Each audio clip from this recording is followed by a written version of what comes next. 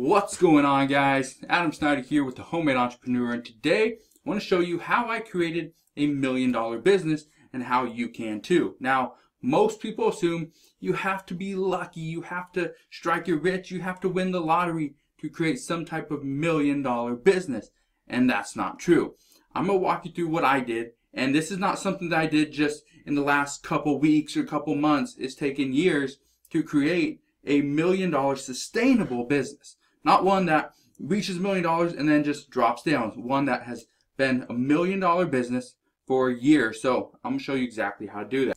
So how do you go about creating $1 million business? Now I'm going to walk you through exactly what I did and kind of explain the reasons why I did it. Now just bear with me. I'm going to use a Wacom tablet today. So it's something that I haven't used in a while. So I'm going to give it a shot. All right. So first thing that I did is I created my very first business, all right?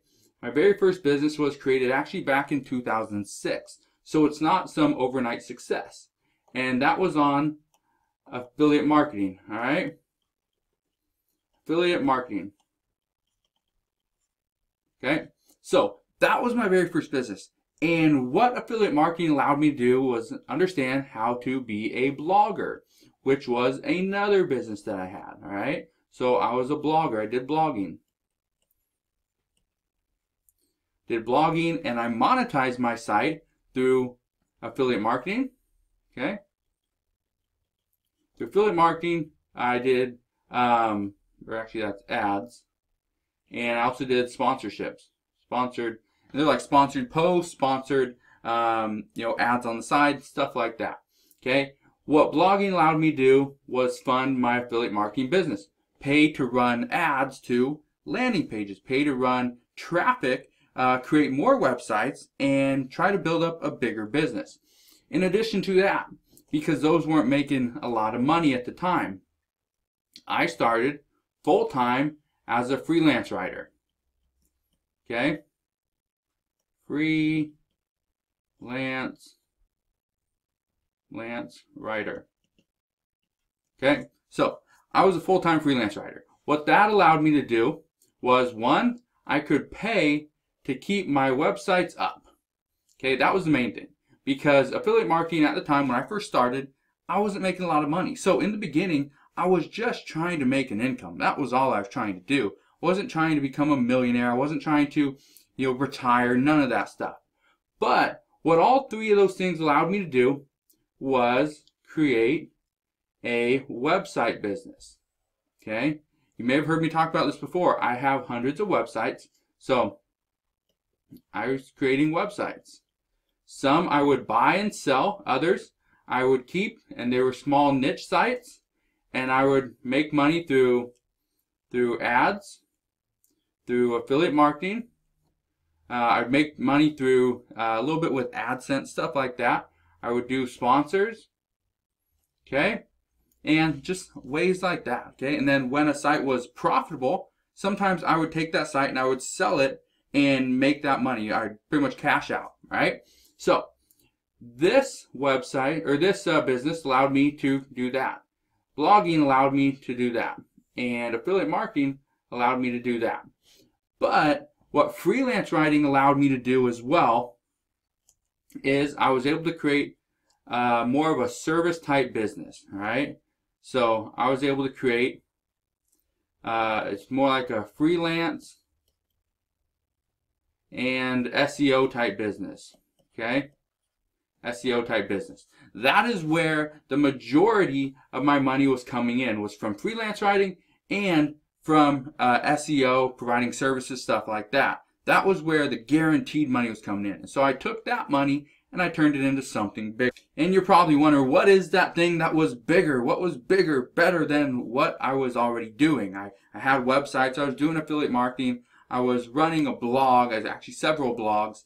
I was providing services for other business owners and internet marketers, just like I was. And I want something more. I want something that I was going to make more money. It wasn't tied to my time. So what I did was this. I got into something called e-commerce. Okay, you probably heard me talk about this before. Okay, e-commerce. Okay, that's what I started doing. And I was doing that on eBay. I was doing that on Amazon FBA. And most recently, I started doing that on Shopify. Okay? I was doing drop shipping. So, and I still have a freelance SEO type business. It's not huge. It's doing $1,000 a month.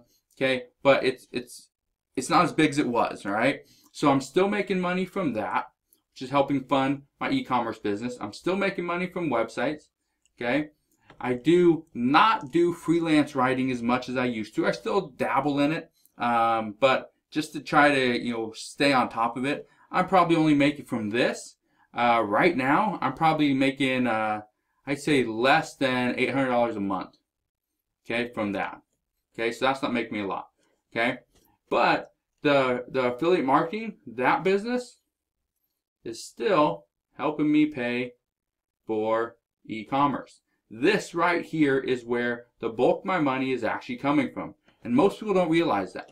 Now, why is that important? The one reason why I think it's so important and why I want to show you kind of how I got started and where I am now. And I've done stuff in real estate. I still have investments and stuff like that, and I do extremely well. Okay, I do stuff with Kindle publishing, with merch by Amazon. I do T-shirt design, stuff like that, which still make up some money. But that wasn't how I got started. And if you want to create $1 million business, or even go bigger, 100 million, 50 million, whatever. I know 50 million is less than 100 million, but $1 billion business. You want to create something big, you need to scale. You need to kind of diversify. Don't put all your eggs in one basket. And I say that from experience because I did, and I got burned because of it. All right? So don't do that. Now, one thing I want to address is, why do I take money from one business, the profits from one, and reinvest it back into a different business?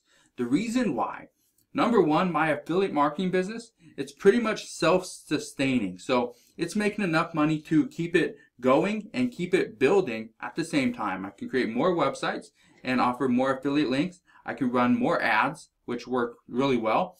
But at the same time, my e-commerce business is the one that takes the majority of my time, but it also makes the majority of my income. So that's why I do it. And I didn't put anything in there for YouTube videos or stuff like that. Obviously it's in there, but I just want you guys to understand that's not where I'm making my money. It's from YouTube.